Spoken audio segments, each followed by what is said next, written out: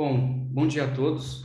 Está começando aqui mais um webinar do nosso fórum e hoje eu vou bater um papo sobre desinformação e guerra com o Chico Marés, que é coordenador de jornalismo da agência Lupa, especializada em fact-checking. Chico, obrigado pelo seu tempo e obrigado por aceitar nosso convite. Eu que agradeço o convite, é um prazer conversar com vocês. Bom, gente, só lembrando aí que esse webinar está sendo gravado e depois a gente também vai produzir um resumo a partir desse papo e disponibilizar lá no site da IDNet. Bom, Chico, tem muita coisa para falar sobre desinformação e guerra, né?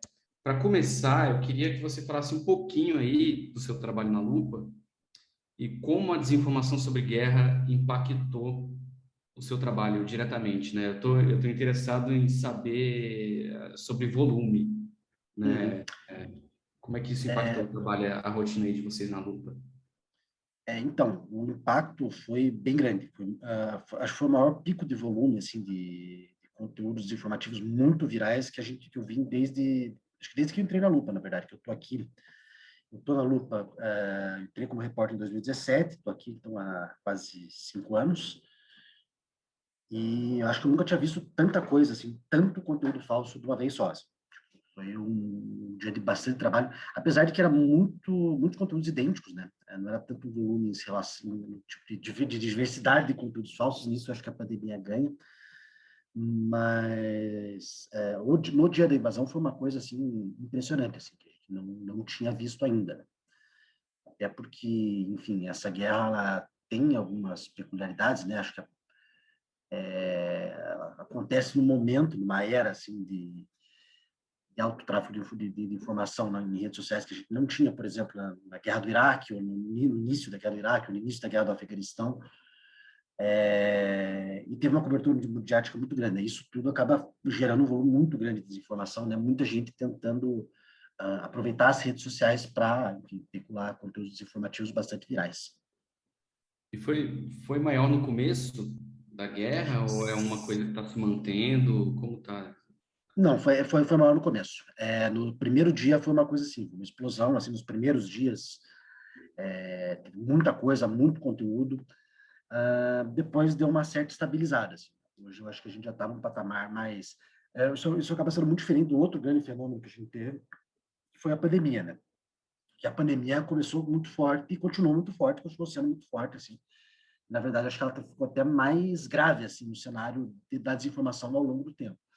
Em relação aqui no Brasil, eu estou falando do cenário aqui no Brasil, né? Eu acho que o cenário você vai ter na própria Ucrânia, um país vizinho, sei lá, na Bielorrússia, ou na Polônia, ou na própria Rússia, vai ser completamente diferente, mesmo na Europa Ocidental. Mas aqui no Brasil, eu acho que você teve um boom, assim, e hoje você está tendo uma certa. Ainda tem muita coisa, ainda tem um número muito alto, mas nada que se compare com os 2, 3 primeiros dias. E você consegue falar alguma coisa sobre o formato dessa desinformação sobre guerra, né? Você está falando aí da pandemia mas em termos de volume, né, que a pandemia, a desinformação se manteve, mas e se a gente comparar os tipos de desinformação que aconteceram nesses dois eventos, são parecidos ou dá para apontar algum tipo de peculiaridade sobre o formato de um e de outro? Acho que tem algumas certas peculiaridades, assim, não necessariamente por causa do. Mas, assim, por ser uma guerra, né? E uma guerra geralmente é uma coisa muito imagética, né? Enquanto a pandemia é uma coisa invisível, né? É um terror, apesar de ter muitas imagens fortes e tal, no caso da guerra, você tem essa questão de explosões e tal, não sei o quê. Então, assim, o que a gente viu assim nesse primeiro cenário? Sempre quando a gente pensa em desinformação, é bom pensar quem que está veiculando aquela informação e com qual objetivo, né? Para qual público. Eu acho que pegar o emissor e o receptor, você acaba o sentido acaba aparecendo ali. Aqui no Brasil, no contexto brasileiro, você tem a maior parte dos conteúdos tinha mais um objetivo de sensacionalismo do que efetivamente veicular qualquer uma das duas narrativas, seja a narrativa russa, seja a narrativa ucraniana. O que a gente viu muito foi, por exemplo, fotos, vídeos tirados de contexto para tentar bombar. Isso é uma estratégia muito comum, né, você pegar um determinado evento que está muito, um assunto que está muito popular nas redes, você botar uma foto muito bombástica ali, que pode ou não ser verdade, e tentar like, farmar engajamento, farmar compartilhamento, e assim você consegue bombar o teu perfil dentro de uma determinada rede, né? Seja no Facebook, seja no Twitter. Às vezes parece até que não é uma coisa tão grave quanto outros tipos de desinformação, mas eu acho que ela é grave porque você acaba promovendo perfis e páginas que não têm nenhuma responsabilidade com a informação correta e que podem ser usadas para fins mais, assim, de criação de narrativas políticas mais para frente, seja qual for. Então, você teve muito disso nesse primeiro momento. Acho que foi isso realmente que causou o boom. Daí você também tem, do outro lado, conteúdos que servem para reforçar uma narrativa russa e conteúdos que servem para reforçar uma narrativa ucraniana. Assim, por alguns exemplos, por exemplo, no caso de narrativas russas, você vê muitas falsas acusações de nazismo, de coisas do tipo. O próprio discurso do Putin, né? Você já é um conteúdo desinformativo em si, que é aquele momento que ele nega a existência do povo ucraniano e da língua ucraniana e da cultura ucraniana. Faz tem toda essa questão das perseguições às minorias russas, que é uma coisa muito, não tem nenhuma evidência. E, por outro lado, você tem, aqui no Brasil, acho que até acabam sendo mais populares, conteúdos assim que tentam moldar a guerra da perspectiva ucraniana. Então, ontem mesmo, por exemplo, já estava circulando até um pouco antes disso, um vídeo de uma menina palestina enfrentando um policial.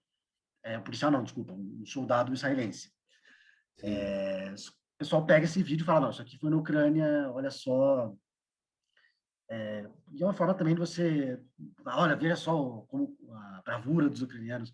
A gente tem muita coisa falsa sobre o Zelensky, né? Tem essa mito em relação ao presidente da Ucrânia, o Vladimir Zelensky. E também, por fim, volta e meia, você vai ter coisas que acabam tentando associar, por exemplo, positivamente ou negativamente, figuras brasileiras e a situação que está na guerra. Muitos daqueles primeiros conteúdos que eu falei, que são mais voltados para bombar, mais do que para gerar narrativas, acabam também adotando uma narrativa mais pró-Ucrânia.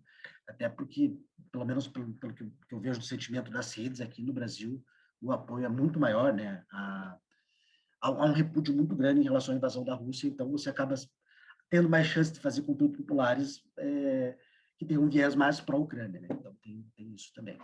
Sim, mas você chegou a ver narrativas pró-Rússia, desinformação que carregasse narrativas pró-Rússia viralizando de forma Não tão intensa. visível, assim, Não ou... tão intensa. Elas acabam sendo uma coisa um pouco mais de nicho, né? Tem uma certa bolha ali que compartilha muita coisa, tem muita... eu lembro de um conteúdo em particular que, que, por exemplo, dizendo que shoppings da Ucrânia usam bandeiras nazistas, e foi um caso lá muito antigo que algum hacker foi lá e botou uma bandeira nazista lá. Então, a operação de desinformação muito complexa e antiga. Isso tem uma viralização razoavelmente alta. Tem outras Bastante, coisas, isso assim. mesmo. Mas eu vejo que os conteúdos mais virais acabam sendo pró-Ucrânia, não pró-Rússia. Mas ainda assim, isso não quer dizer que não haja desinformação pró-Rússia aqui no Brasil. Tem bastante. Sim. E, Chico, você estava falando aí que um dos caminhos é buscar o emissor e o receptor, né? A gente Uhum. está falando de desinformação sobre guerra e tal, e muito da narrativa pró-Ucrânia, mas nessas análises que vocês fazem de emissor e receptor, o que que vocês conseguem encontrar de quem está emitindo esse material? Eu sei que você citou aí duas coisas distintas, né? Que é alguém tentando moldar uma narrativa política mesmo e outras pessoas que, sei lá, estão em busca de talvez só de engajamento, né? Você tem visto mais um ou outro? Como fazer essa diferenciação, assim? Como investigar o emissor? Geralmente, quando a gente fala em o emissor, são muitos emissores, né? Especialmente nesses casos de conteúdos que são feitos para bombar. Então, você vê vários perfis que não tem nada de relação com Ucrânia ou com Rússia, ou mesmo com política, às vezes, perfis de coisas bem mais, digamos, neutras, assim. Você vê muitos deles publicando a mesma coisa, com a mesma legenda e tal, você vê, não, peraí, aí tem uma operação para tentar bombar esses perfis. Isso é uma coisa que a gente observa no monitoramento. Enfim, você tem comportamentos diferentes, assim, mas que às vezes você vê pelo comportamento da página que ela não tem uma relação direta ali com a criação de uma narrativa para a Rússia ou com a criação de uma narrativa para a Ucrânia. Então, tem essa diferença. Mas, assim, eu não quero dizer que esse tipo de atividade não é nociva. Ela tende a dar muita visibilidade para perfis que nitidamente não têm nenhuma responsabilidade com a informação e com a qualidade da informação, né? Você tem criadores de conteúdos muito baixa qualidade que acabam, enfim, ganhando muita visibilidade dentro dos algoritmos das redes que acabam favorecendo, né, esse tipo de operação. Um caso que eu acho que ficou mais, que acabou sendo muito mais visível, que exemplifica um pouco disso que eu falei, acho que não tudo que eu falei, mas um pouco que eu falei, é o caso do Choquei, né? Aquele perfil no Twitter amaldiçoado que virou a grande fonte de notícias do Twitter por alguns dias, assim. Você via, eu lembro, nas primeiras horas de conflito, a gente já identificou duas mentiras absurdas colocadas ali, que nitidamente tinha só a intenção de mudar, só a intenção de dar visibilidade. Responsabilidade zero com a apuração, com a qualidade. E esse perfil é um case de sucesso, né? Um perfil que publica informação de baixíssima qualidade e que está, enfim, as pessoas falando abertamente sobre eles no Twitter. A maioria desses perfis acabam não sendo tão visíveis, né? Mas ainda assim acabam atingindo um certo objetivo de ganhar destaque na rede, né? Sim, acho que o que eu queria ter perguntado era se você conseguia ver se era mais ações coordenadas mesmo, né? Obviamente, dentro do universo de notícias que vocês analisam na lupa e tal, se era o que é mais forte, né? Percepção, indícios de campanha coordenada ou mesmo perfis como o Choquei que estão atrás Hum. a, ou não sei, Você tem talvez seja muito difícil de pesar isso também.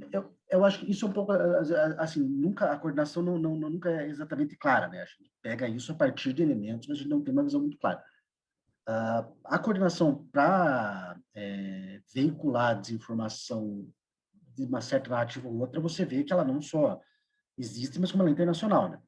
Mas eu acho que aqui no Brasil ela não chega a ser tão forte quanto em alguns outros lugares do mundo. Assim. Você tem, até porque a relação do Brasil com a guerra da Ucrânia é muito menos, apesar de ter uma comunidade ucraniana muito relevante aqui no Brasil, a relação dessa guerra não é tão impactante quanto, por exemplo, como disse, na Bielorrússia, na Polônia, ou mesmo na Alemanha, na Inglaterra, até por uma questão de proximidade geográfica. Então, Sim. o que a gente observa, a gente tem acompanhado também, até uma coisa que eu esqueci de mencionar, que a IFCN tem está coordenando uma base de dados, né, de desinformação sobre a guerra, né? E a gente está com o site, o Ukraine Facts, então a gente está observando o que está acontecendo lá fora. Então a gente vê que essa coordenação acaba sendo muito mais forte lá em países com uma maior ligação com essa guerra, como os Estados Unidos e a Europa Ocidental, e os países da Europa Oriental também, do que aqui no Brasil, né? Porque aqui no Brasil essa ligação é um pouco mais digamos, tênue. Mas ainda assim tem, muito dos conteúdos acabam sendo importados também, enfim, por perfis nativos aqui do Brasil. Entendi. E, Chico, como é que a gente sabe o que é falso e o que é verdadeiro? Né? Porque a gente citou aqui perfis como o Choquei, que tem compromisso com o engajamento, né? É uma outra história, informação de baixa qualidade e tudo mais. Mas e quando a gente fala de jornalistas interessados na qualidade da informação, né? Todo mundo se faz essa pergunta o tempo inteiro, todos os dias, para tudo que cobre, né? Mas tem alguma coisa específica para a guerra, para entender o que é desinformação com conteúdo de guerra? Eu acho que assim, você tem que ter uma certa desconfiança, né, de tudo que chega na tua timeline. Esse é o ponto de partida. A partir daí você tem alguns métodos que você pode usar assim, sempre que, por exemplo, tem digamos um vídeo de uma explosão. Joga no Google assim, por exemplo, explosão, blá, blá, e geralmente o vídeo vem com uma legenda de explicação. Explosão, gasoduto Kiev. Joga lá. Muitas vezes você já vai ter uma resposta se o vídeo for falso por parte de fact-checkers. Outra você observar que, claro, quem está publicando, né? Assim, se você vê que é um vídeo que está sendo publicado pela Reuters, a chance desse vídeo ser falso é muito baixa. Se for um perfil que você não conhece, você começa a desconfiar. Pode ser que a Reuters tenha dado uma barrigada? Pode, mas é muito mais raro.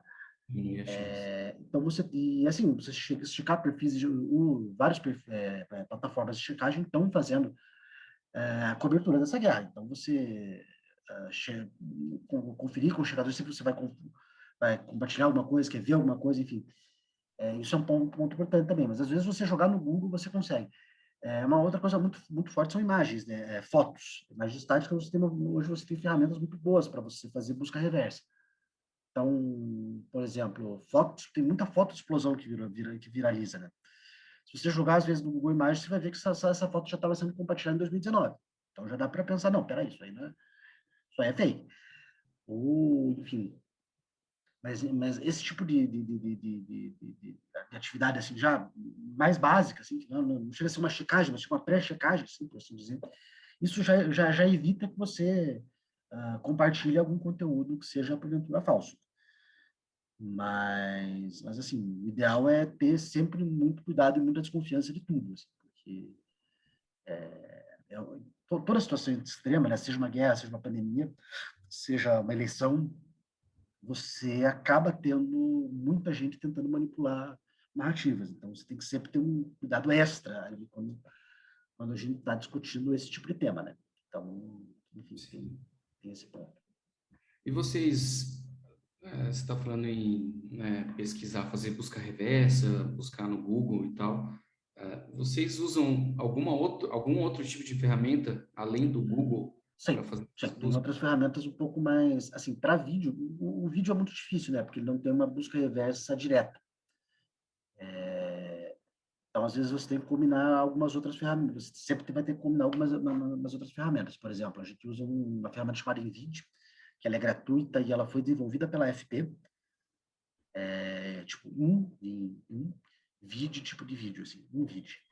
Essa, inclusive, eu recomendo todo mundo que está assistindo baixar, porque ela é uma das poucas ferramentas o que ela faz é o seguinte, ela congela uma imagem, pega vários frames assim do vídeo e procura automaticamente várias outras ferramentas de busca reversa de imagem. Então, você vai ter uma resposta do Google, uma resposta do Bing, uma resposta do TinEye, e aquilo ali ajuda muito a você a descobrir a origem daquele vídeo. Se o vídeo é antigo, se o vídeo é novo, se o vídeo é na Ucrânia, se o vídeo é na Palestina, enfim. Isso já dá uma certa direção para você começar a investigar aquilo, né? Tem outras ferramentas também, por exemplo, você usar ferramentas de geolocalização, às vezes isso pode ajudar em certos vídeos, você pode conseguir identificar exatamente o local onde foi, o local onde não foi, né? Muitas vezes, às vezes você pegar um trecho de diálogo problema com diálogo, muitas vezes você não vai falar a língua, né? Então, mas às vezes, por exemplo, dentro da comunidade fact-checkers, a gente tem listas e coisas, às vezes você ouve um trecho do diálogo, você consegue falar, oh, isso aqui que os caras estão falando, isso aqui é russo, é ucraniano, mas o cara fala, não, isso aí o cara está falando uma língua que eu não sei o que é. E outro cara vai te responder, não, isso aí é árabe, ou isso aí é turco, sei lá. Enfim, tem vários caminhos, dependendo de como o vídeo foi feito, o que tem lá, enfim. Você tem várias formas de você chegar ali até o ponto de você ter uma certeza mais clara que não, esse vídeo não é da guerra da Ucrânia. E mais importante, você chegar, sim, esse vídeo é, sei lá, da guerra do Afeganistão. Então, enfim, você tem outras ferramentas, outros modelos, outros approaches, depende muito, assim, do conteúdo, né? E é difícil, assim, falar de uma forma genérica, justamente porque cada vídeo acaba sendo um vídeo, né? Cada um tem suas particularidades. Com imagem acaba sendo um pouco mais fácil, né? Porque você tem a busca reversa, você pelo menos já consegue, muitas vezes, identificar de uma forma rápida se aquilo é ou não uma foto recente. Mas, ainda assim, também, várias vezes você precisa de camadas adicionais até você chegar na origem, né? Do conteúdo em si. Combinar várias estratégias distintas, né? Uhum. Chico, você estava falando aí sobre os idiomas, né? Que tem vídeo em outros idiomas e você tem que perceber também que língua está falando, que pode ser uma pista para entender a origem e a data daquele vídeo. a gente recebeu uma pergunta aqui do Daniel justamente sobre isso, né? Ele está perguntando como ultrapassar a barreira da língua ao analisar mensagens de veículos ucranianos ou russos.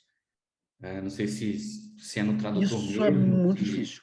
Isso é, isso é muito difícil, especialmente assim, especialmente quando é um vídeo não oficial, quando é um vídeo que é, por exemplo, você mostra duas pessoas conversando, assim, tendo uma discussão meio. Uma das maneiras que a gente acaba usando é acionar justamente a comunidade, né? Você tem outros fact-checkers de outras partes do mundo, mas é claro que é óbvio que isso não é uma coisa acessível para todo mundo, nem todo mundo conhece o ucraniano, o russo. Tem acesso a uma comunidade desse tipo. Então, isso é uma dificuldade. Isso é uma dificuldade. É, Você tem algumas ferramentas como o tradutor, às vezes você consegue jogar, mas geralmente para língua que não é inglês, esse tipo de coisa não vai te ajudar muita coisa. Não funciona muito. Você às vezes tem também alguns problemas com línguas que são muito parecidas, né? Você tem, por exemplo, sei lá, o cara está falando croata ou sérvio. Ou mesmo, às vezes, espanhol ou português, assim, tipo, uma pessoa que não é uma. Às vezes tem sotaques que acabam sendo muito parecidos, então Misturam, você sim. pode ter dificuldades ali. Então, essa questão da língua é sempre uma pedra no caminho. Assim. Então, quando. Mas isso acaba não sendo tanto quando a gente fala de um vídeo oficial, por exemplo. Uma coisa que acontece muito é você pegar um vídeo do Putin falando uma coisa, tipo, um russo, sei lá, vídeo antigo dele falando, não, nós, nesse ano, nós plantamos 5.000 hectares de blá, blá, blá. Então, o cara traduz a legenda ali, não, nós vamos jogar uma bomba atômica em Nova York. Hum. Não só o Putin, mas também tem muito vídeo desse do Xi Jinping, enfim, e de outros líderes mundiais que falam outras línguas que não o inglês. Isso acaba sendo mais fácil, porque geralmente você vai ter transcrições, em traduções, ou se não tiver, você também sempre pode consultar, assim, ir atrás da própria embaixada, assim, o presidente disse isso mesmo, o que ele está falando aqui? Então, enfim, acaba sendo um pouco mais, né, mais tranquilo, assim, para vídeos oficiais. Para vídeos não oficiais, isso é realmente uma parte muito, muito difícil. Uhum. A gente está falando aqui basicamente de informação descontextualizada, né? Muita coisa, Uhum. você Sim. está falando muita coisa da desinformação da guerra, são imagens fora de contexto, né? E Uhum. eu tenho visto uma discussão ainda pequena e tal, surgindo sobre deepfakes, principalmente na política, né? Alguns vídeos de meio que de brincadeira, assim, mas para tentar alertar para o perigo dos deepfakes, tô vendo na minha timeline, no Twitter e tal, mas principalmente com figuras políticas. Eu fico pensando quando isso, ou se isso vai se tornar um problema maior também em desinformação sobre guerra, né? Não sei o que você acha, assim, mas porque tudo que a gente está falando aqui, ou quase tudo, é sobre informação descontextualizada. E quando for possível e fácil e acessível criar imagens, né? Você não só Uhum.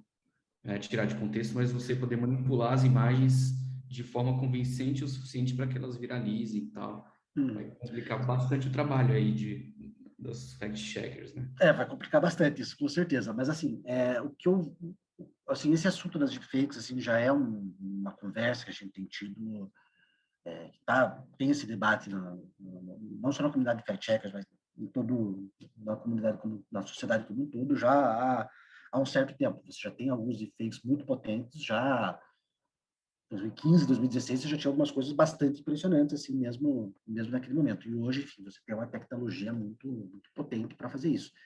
Por outro lado, a gente não consigo pensar em um caso específico de uso de deepfake durante, especialmente aqui no Brasil, assim, que seja, de fato, pegar um deepfake com finalidades, digamos, maliciosas. O que a gente vê de deepfake são justamente pessoas que dominam a tecnologia e usam isso ou como uma forma de humor ou como uma forma de alertar. Um exemplo é aquele Bruno Sartori, né, que tem vários deepfakes e tal, que pega, faz humor cantando não sei o quê, que é um troço assim, não é nitidamente é feito como uma sátira, mas também como uma forma ele tem publicado os vídeos como uma forma de alerta. Mas eu acho que o deepfake tem uma coisa aqui. Tem toda aquela questão das promessas que se cumprem automaticamente, né? Que, se você fazer a promessa, você acaba cumprindo ela. Você acaba gerando as condições para que ela se cumpra. Eu acho que esse caso de deepfake é quase o exato contrário, é uma promessa que um pouco se descumpre. A gente tem falado tanto em deepfake, botando tanto que, assim, isso acaba impedindo esse, de certa forma, o uso maléfico dele. Não impedindo, mas assim, dificultando muito que alguém vá lá e use isso para... Isso é uma coisa que está sendo muito inculcada nas pessoas, assim, que, ó, isso pode acontecer, isso pode vir, e ninguém realmente tem usado isso, o deepfake, de uma forma, assim, realmente maliciosa. Então, eu acho que é importante que a gente continue falando justamente para evitar que isso venha a ser utilizado. Mas até o momento esse não é um problema real, assim, esse é um problema que a gente tem, que a gente imagina para o futuro. Hoje o que domina é descontextualização, a invenção de narrativa, e até uns que a gente chama, que eu gosto de chamar de shallow fake, né? Que são os fakes que são muito mal feitos. Isso acaba tendo um impacto hoje muito maior do que os fakes de verdade. Então, mas isso não quer dizer que não tem estratégias altamente complexas de desinformação. Eu até estava lendo hoje mesmo sobre um caso que eu achei assim brilhante. Assim, eu como checador de informação, você como produtor de informação mandou muito bem nessa. Que alguns veículos russos começaram a posar de fact-checkers, pegar vídeos antigos de explosão, não sei o quê, dizer que os ucranianos estavam usando aquele vídeo sem que eles tivessem usado, e falar, ó, veja só, vou checar esse vídeo aqui que o ucraniano tava postando, ele é fake, porque olha só, ele é de 2018, de 2015, sei lá. Quando, na verdade, ninguém tinha compartilhado aquele vídeo. Eles mesmos compartilharam e depois fizeram a fake, desmentiram e botaram a culpa nos ucranianos. Então, essa é uma das estratégias que é muito delicada e muito complexa e assim, isso é uma coisa que a gente vê. Quanto mais você combate a desinformação, mais complexa, mais elaborada e mais assim engenhosa acaba sendo a estratégia do desinformador, né? Então é um pouco um jogo de gato e rato aqui. Mas enfim, eu acho que deepfakes especificamente hoje elas não são um problema. E eu não sei se eu estou sendo muito otimista, mas eu acho que elas não vão vir a ser uma coisa problemática, até por esse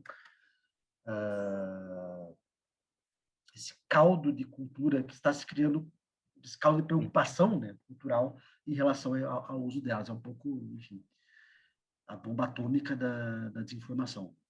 Entendi.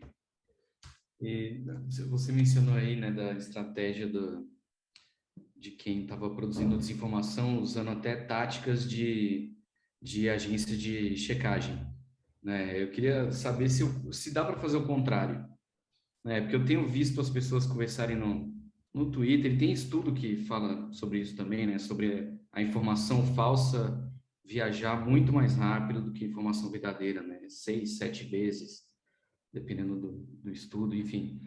E isso é um enorme desafio, né? Para todo mundo, para jornalista, especialmente para a agência de fact-checking, porque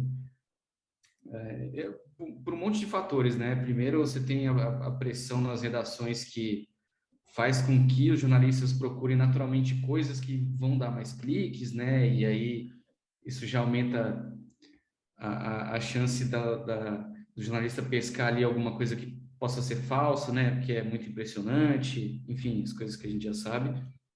E por outro lado também diminui a chance dessa pessoa se engajar muito em desmentir essa fake news, né? Porque sabe que não vai dar tantos views ou viajar tão rápido quanto a desinformação. Tem alguma coisa? Como é que vocês veem isso aí dentro da lupa? Assim, tem alguma coisa que vocês fazem para tentar fazer com que as checagens viajem também tanto quanto a desinformação? Né? Dá para pensar em viralizar essas checagens tanto quanto as fake news rodam? É um pouco difícil, né? Porque você tem duas questões aí. Primeiro que a desinformação ela sempre vai diretamente ao que é esperado por alguma pessoa. Assim, ela tem um público-alvo e ela mostra exatamente aquilo que o público-alvo quer ouvir. Né? tem sempre isso, né? Então, você tem esse sensacionalismo que a gente simplesmente não pode se permitir. Eu acabo sendo refém do fato, né? Não só os checadores, mas todos os jornalistas profissionais, né? O mundo acaba não necessariamente refletindo as visões de um grupo ou de outro. A realidade é muito mais complexa do que a desinformação. Então, esse fato, por si só, acaba favorecendo que a desinformação viaje muito mais rápido, porque ela vai encaixar exatamente no que o A ou o B estão pensando. E a gente não tem como fazer isso. A gente até talvez tem como deixar títulos mais atrativos, mais visíveis, mas enfim, você não consegue brigar com essa questão. E outra questão que é muito importante, eu acho que às vezes é um pouco subestimada nisso, é que produtores de informação mantêm redes coordenadas para bombar conteúdo, né? E jornais profissionais não, ou pelo menos não deveriam. Assim, não seria ético e correto você manipular as redes para, mesmo que seja por uma finalidade positiva. E isso é o que acontece com a produção de desinformação. Então, você tem esses dois fatores que simplesmente por um imperativo ético, você acaba não tão disponíveis para o jornalista ou para o checador. Ou para o checador não, porque o checador é um jornalista, mas enfim. Tendo dito isso, eu acho que tem um ponto aí isso depende muito também de resposta das plataformas, né? Porque as plataformas hoje elas são desenhadas de uma maneira que favorece muito esse tipo de jogo, né? Então você exige que é preciso que Twitter, que Facebook, que Instagram, enfim, entendam exatamente como esses mecanismos funcionam e como os próprios algoritmos deles favorecem isso. Acho que existem hoje algumas tentativas, enfim, de amenizar esse problema. Não é como se as plataformas estivessem completamente ignorantes sobre isso, ou em negação. Você tem o Facebook já desde 2016 tem um programa do qual a gente participa, inclusive, até vou deixar claro, de combate à desinformação dentro do Facebook e do Instagram. O Twitter agora está montando algumas coisas novas, tem algumas novidades, apesar de acho que ainda está um pouco atrás nesse sentido. Mas, assim, não tem muito... A gente depende um pouco disso também, assim, que os algoritmos favoreçam produtores de informação de qualidade, né? Então, o que hoje acontece é justamente o contrário. Pessoas que aprenderam a manipular esse algoritmo, a entender como ele funciona e como a gente pode fazer ele bombar um conteúdo de uma forma completamente artificial, acabam ganhando, enfim, a corrida de quem está fazendo trabalho sério. Então, você tem... Acho que é óbvio que o jornalista sempre, acho que não só por causa das informações, mas o foco do jornalista deve ser sempre dialogar com o seu público, ele tem que entender como fazer o conteúdo dele viajar mais longe. Isso eu acho fundamental. Mas, assim, estabelecer essa corrida com o desinformador, às vezes, tem essa questão, enfim, muito peculiar do funcionamento, né, da desinformação. Legal você ter falado isso, né? Porque minha pergunta meio que excluiu a responsabilidade das plataformas, né? Colocou lado a lado o desinformador com o jornalista, né? E acho que faz sentido mesmo, né? O papel das plataformas é essencial aí nesse sentido de frear um lado e impulsionar o outro, né? Uhum. Mas ele também é um papel um pouco delicado, né? Porque você está falando aqui de coisas que estão no limite ali enfim, do controle do conteúdo. Isso é uma coisa que ninguém quer, né? Você não quer um lugar onde todo o conteúdo seja moderado. Então, pô, isso aí seria subverter toda a lógica da internet, né? Então, eu acho que é um debate muito delicado, assim, até que ponto as plataformas devem intervir, até que ponto, enfim, não é algo simplesmente que você vai resolver com uma canetada ou com uma decisão por parte de algum CEO aí do Vale do Silício. Não, é um processo extremamente complexo. Mas eu também tenho um ponto de vista que eu acho, eu sou um pouco otimista demais às vezes com as coisas, mas eu vejo que hoje, por exemplo, há primeiro uma preocupação por parte das plataformas e ao desenvolvimento de soluções não só dentro das plataformas, mas dentro dos jornais, dentro das plataformas das agências de checagem, enfim, acho que todo o ecossistema está mais preparado para a desinformação, para combater a desinformação, do que há 7, 8 anos atrás, vamos dizer. Eu acho que hoje o público está mais cético, há uma melhora, né, nesse sentido de grande parte do público. O público está muito mais desconfiado do que vê nas redes, o que é uma coisa boa. Você tem, as plataformas hoje têm mais maneiras de combater a desinformação mais crua, assim, mais tosca, que funciona muito bem. Hoje, por exemplo, os principais produtores de informação no passado, eles começaram a migrar para uma coisa mais, não vamos mentir descaradamente. Enfim, você tem uma mudança de comportamento muito forte de produtores históricos de informação dentro das plataformas, porque elas estão tendo dificuldade para lidar com ela. Você vê uma mudança muito grande de modelos, enfim.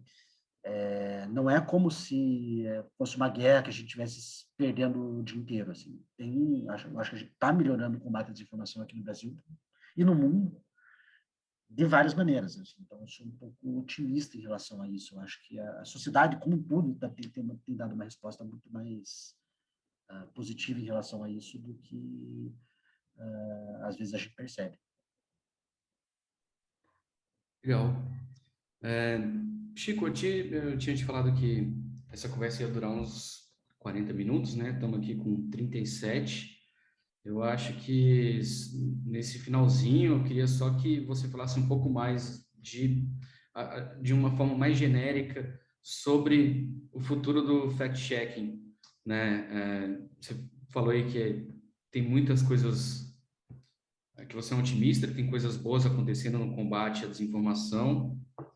Eu queria que você falasse um pouquinho aí como que você enxerga o futuro do fact-checking, especialmente dentro da lupa, né? Porque estando dentro da lupa há tantos anos, né, você deve ter visto várias fases, né? A gente teve aí uma confusão de agências de fact-checking muito grande há alguns anos e depois elas foram fechando e, enfim, a desinformação mudou muito também, né? Por isso que se fala muito em informação de baixa qualidade, né? Que é isso, informação fora de contexto, informação enviesada, não exatamente, obviamente falsa. Enfim, queria que você falasse um pouquinho para a gente aí de como você enxerga esse futuro. Eu vejo que hoje há uma percepção muito mais forte da importância do fact-checking no jornalismo. Eu vejo que no contexto brasileiro a gente já tem algumas empresas dependentes bem estabelecidas, como a Lupa, como os Fatos, e nos últimos anos a gente vê cada vez mais veículos tradicionais entrando nesse universo do fact-checking. Por exemplo, você tem o Estadão Verifica, hoje tem uma equipe muito boa, você tem o Fato ou Fake, você tem tudo isso, e todos eles, essas iniciativas começaram a partir de 2018, mais ou menos. Houve um shift, assim, uma espécie de uma migração que inicialmente as principais plataformas de fact-checking focavam muito na checagem de discursos, de falas, de entrevistas. E houve, a partir do momento que você tem esse fenômeno da desinformação nas redes sociais acaba ganhando uma dimensão um pouco maior, ali no meio da década passada, assim, por volta de 2014, 15, você vê uma mudança gradual de plataformas de checagem, tanto fora do Brasil quanto aqui dentro do Brasil, para fazer também a verificação de desinformação. E hoje eu acho que isso virou um produto muito, muito importante e muito valorizado. Então, acho que a tendência enquanto continuar basicamente essa tendência, mantendo as duas coisas. Né? Mas eu acho que também há uma tendência cada vez maior por parte de veículos de checagem, não só no Brasil e no mundo, de tentar também tentar fazer uma análise um pouco mais ampla, que às vezes você fica muito focado no fato, em checar se um fato é verdadeiro ou falso, você acaba perdendo um pouco a perspectiva, né? Eu acho que o futuro está em iniciativas de um pouco além disso, entender grandes narrativas e como a desinformação se encaixa para justificar grandes narrativas. Acho que esse é uma coisa que os veículos estão começando a fazer, devem começar a fazer cada vez melhor. Enfim, isso é um pouco do que eu vejo no cenário e tal, assim. Às vezes é um pouco difícil a gente ter uma visão de grande escala trabalhando com checagem, porque você está ali no dia a dia, assim, você consegue ver o que está ali na tua frente, mas às vezes você parar e pensar em como vai ser daqui para frente, acaba sendo um pouco difícil. Mas pelas tendências que já estão acontecendo, eu vejo mais ou menos isso. Assim, cada vez mais veículos pequenos e grandes tendo interesse nesse tipo de prática, cada vez mais jornalistas querendo se empenhar nesse tipo de atividade, e também cada vez um foco para fazer as checagens cada vez mais assim robustas, no sentido de cada vez entender contextos, de sair um pouco dessa questão de ficar só no fato em si, só no se é verdadeiro ou se é falso. Até porque, como você falou, muito do conteúdo que hoje circula é conteúdo, digamos, de baixa qualidade, que às vezes ainda não é nem necessariamente falso. São coisas tiradas de contexto, coisas, enfim. E até isso, eu vejo isso até como uma forma de uma adaptação, né, dos informadores para o combate à desinformação. Então, eu vejo cada vez mais assim, um foco nessa questão também. Legal. Sempre que eu faço essa pergunta para quem trabalha em agência de fact-checking, as respostas são diferentes, óbvio, mas é tudo meio que, né, por esse lado de formação, de entender melhor o contexto e tal. E é curioso, porque sempre que a gente marca uma conversa dessas, as perguntas que chegam dos jornalistas e tal são muito focadas em ferramentas, em que tipo de coisa que eles usam para checar que algo é falso, qual programa que eles colocam o link e o programa avisa que tem alto índice de porcentagem de ser falso. E a verdade parece ser um pouco numa direção não tão perto dessa, não próxima dessa, né? Uma coisa mais de formação e entender o contexto mesmo. Eu acho que os dois são importantes, na verdade. Eu acho que é importante que a gente esteja bem claro, assim, cada vez ter ferramentas melhores para avaliar a veracidade. Eu acho que isso é fundamental. A gente não pode esquecer do fato, né? O fato ainda é a coisa mais importante do jornalismo, na minha visão. Mas esse olhar um pouco mais amplo também, eu acho que é igualmente importante para a gente entender exatamente o que está acontecendo, né? Sim. Então, eu acho que são duas coisas que não competem. São duas obrigações assim do fact-checker que são paralelas e podem existir concomitantemente. Perfeito. Chico, obrigado de novo. Eu acho que teria mais coisa para falar, mas acho que a gente conseguiu conversar sobre uns temas bem legais aqui. Então, foi um Agradeço de prazer novo a sua conversar com presença. vocês. Eu que agradeço o convite aí, é sempre um prazer conversar com vocês, falar um pouco sobre o nosso trabalho. Legal. E valeu também, obrigado a todo mundo que assistiu aí. Lembrando de novo, a gente vai fazer um resuminho dos principais pontos e o vídeo também vai estar disponível depois lá no YouTube da IDNet. Valeu, gente. Obrigado, Chico. Obrigado, até mais.